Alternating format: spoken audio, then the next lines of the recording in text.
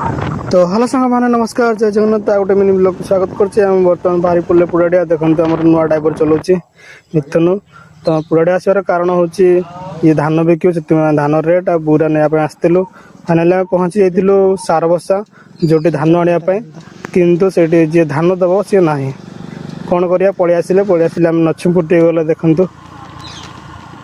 नछिमपुर चंदन पाकु गले चंदन को बुलाबुली टिके जिया कोडी माछ कांदला जीवा चल तने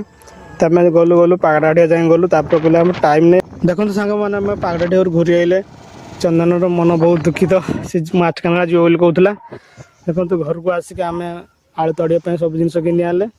आज घर आलू तड़ा जीव आ पिला कहे मुझे आज ताड़ेबी मुझे ताड़ुली तो से पिला कहला दे आड़ मुझे ताड़े देखिए आज कौन ताड़ुची तो घंटे ताड़िला दुईटा आलू बाहर आ गोटे आलू चेर तल अच्छी चेरटा को न ताड़न बाहर ना देखु पूरा चेरटा काटी सारा पर ये आलूटा बाहर तो घंटे 1.5 घंटा निहाती लगिला देखते ये आलू बाहर तो आम गाधी को पुणी 4टा बेला आम सारबसा गले सारबसा पुणी धान आणिकी चूड़ा बिकिले संध्या हो गला।